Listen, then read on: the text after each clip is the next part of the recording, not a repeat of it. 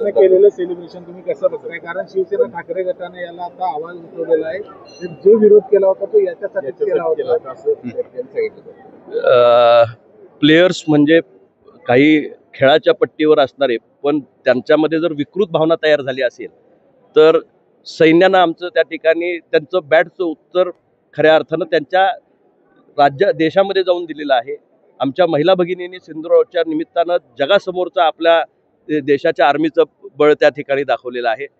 मॅचवरच काय, कुठल्याही फील्डवर पाकिस्ताननं आमचा नाद करावा, आम्ही त्याला तशाच पद्धतीचं मुळतोड उत्तर देऊ, हे भारतानं कायमपणे दाखवलंय. आणि कालचा विजय सुद्धा त्याच्यावरची एक चपराक आहे. नुसतं बॅट उलटी करून दाखवून चालत नाही, तर जिथं छातीवर गोळ्या खायच्या तिथेही आम्ही खाऊ, आणि जिथं देशाच्या संरक्षणासाठी धारातीर्थ पडू. पण आमच्या देशावर जर आच आली तर त्याला जशाच तसं उत्तर देण्याची ताकद भारत देश या ठिकाणी राखतो. आज आई अंबाबाईचा आशीर्वाद करवीर निवासिनी संपूर्ण महाराष्ट्रावर, तिचा आशीर्वाद देशावर राहावा, आणि जनकल्याणाची भावना, सर्वसामान्याच्या उत्कर्षाची, आणि जी परंपरा करवीर नगरीची आहे की सर्वांना सामावून घेणं आणि सर्व भक्तांना एकत्र घेऊन जाण्याची परंपरा खऱ्या अर्थानं आई अंबाबाईच्या ह्या दरबारामध्ये आहे. महाराष्ट्राचे लाखो भाविक, देशभरातले लाखो भाविक दर्शनाच्या निमित्तानं पुढच्या 9 दिवसामध्ये येत असतात. अतिशय योग्य पद्धतीचं नियोजन या ठिकाणी आपल्या प्रशासनाच्या वतीने इथं करण्यात आलंय. मी लोकप्रतिनिधी म्हणून आज इथे येत असताना माझे मित्र आणि बंधू सन्माननीय सुजयजी विखे आज योगायोगाने या ठिकाणी आम्ही दोघांनी एकत्र दर्शन घेतलं. महायुती महाराष्ट्रामध्ये काम करते, केंद्रामध्ये काम करते, आणि आमची मैत्री ही तितकीच खऱ्या अर्थानं घट्ट, आणि ते सत्ता असू दे नसू दे, पण तरी सुद्धा राजकारणाच्या पलीकडे जाऊन काही नाती आणि कौटुंबिक संबंध आमचे या ठिकाणी आहेत, घरोबा आहे. आणि आईच्या दर्शनाला ते आज येत आहेत म्हटल्यानंतर आम्ही सहकुटुंब त्या ठिकाणी आलो, आणि मला मनापासूनचा आनंद आहे की महाराष्ट्राला दिशा देणारं नेतृत्व परत एकदा स्थापित झालेलं आहे. केंद्रामध्ये आणि राज्यामध्ये एका विचाराचं सरकार आहे. या महालक्ष्मीच्या विकासाच्या आराखड्याच्या संदर्भात सुद्धा महाराष्ट्र शासन अतिशय पॉझिटिव्ह पावलं त्या ठिकाणी टाकते. ज्योतिबाच्या आराखड्याच्या बाबतीत पॉझिटिव्ह पावलं टाकतंय, आणि भक्तिभावानं नाहलेल्या ह्या समूहामध्ये आज इथे येण्याचा आणि आईचं दर्शन घेण्याचा पहिल्याच दिवशी योग येणं हे आम्हा सर्वांसाठी भाग्याचं आहे. नाही, सर्वात प्रथम तर आपल्या सगळ्यांच्या वतीने महाराष्ट्राच्या तमाम जनतेला नवरात्रीच्या शुभेच्छा.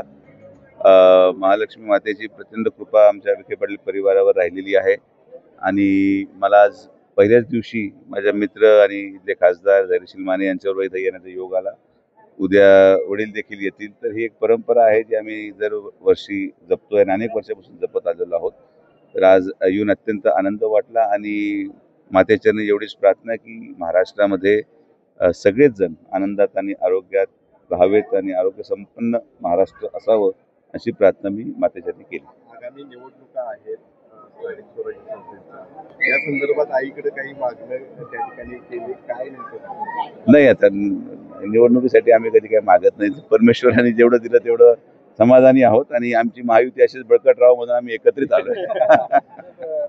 मराठा आरक्षणाच्या संदर्भामध्ये विखे पाटील साहेबांची भूमिका जी आहे निर्णायक ठरणार आहे. कशा पद्धतीने मराठा समाजाला न्याय देण्यासाठी विखे पाटील साहेब काम करतायत?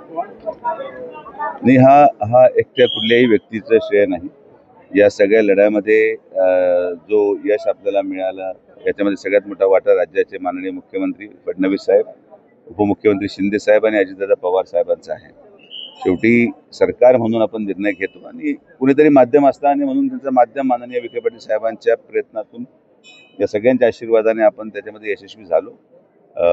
उच्च न्यायालयामध्ये देखील याचिका फेटाळली गेली, आणि आता माझी अशीच अपेक्षा आहे की अनेक वर्षापासून जे काही प्रलंबित प्रश्न असतील मराठा समाजाचे ते लवकरात लवकर मार्गी लागावेत.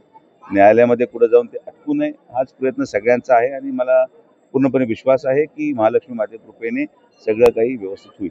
गेल्या काही दिवसापासून गोपीचंद पडळकर यांनी जे काही वक्तव्य केलं त्यावर वाद निर्माण झालेला आहे. कसं बघता तुम्ही या वक्तव्याकडे? नाही, आता माननीय पडळकर साहेब हे ज्येष्ठ आमदार आहेत. माननीय मुख्यमंत्री महोदय त्यांच्याशी बोललेले आहेत. परवा देखील आमदार रोहित पवारांचा काही व्हिडिओ समोर आला. मला असं वाटतं की अधिकारी वर्ग हा सेवेसाठी असतो, आणि आपल्याला काही अडचणी असतील तर एक व्यवस्थित त्यांना समजून सांगून आपल्याला पुढे जावं लागेल. अशा पद्धतीने लोकतांत्रिक प्रक्रिया आणि लोक स्वातंत्र्य सगळेच कोणत्याही पक्षाचा व्यक्ती अशा प्रकारे वापर करत असतील तर ते चुकीचं आहे आणि मुख्यमंत्री समर्थ आहे या सगळ्या गोष्टींना सांभाळायला.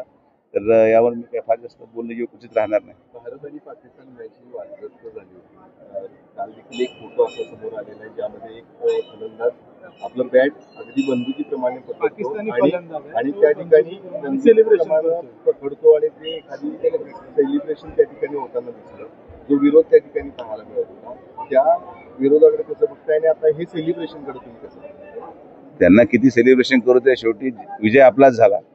आणि मला असं वाटतं की ही क्रिकेट मॅच आहे, आपण कुठल्याही प्रकारे कुठले मैत्रीपूर्ण संबंध स्थापित करत नाही आणि एक स्पर्धात्मक रचना त्या ठिकाणी केली गेली आणि आपण जो आनंद आहे तो विजयाच्या माध्यमातून दोन्हीही मॅचेसमध्ये आपल्याला मिळाला आणि सगळे देशवासी त्यामध्ये आनंदित आहेत. बंदुकीप्रमाणे बॅट पकडणे याकडे तुम्ही आता तो अगोदर कुठं होता ते पाहावं लागेल. तो काय आतंकवादी होता का काय ते शोध घेऊ आपण त्याचा, आता ते आपण पाहूया.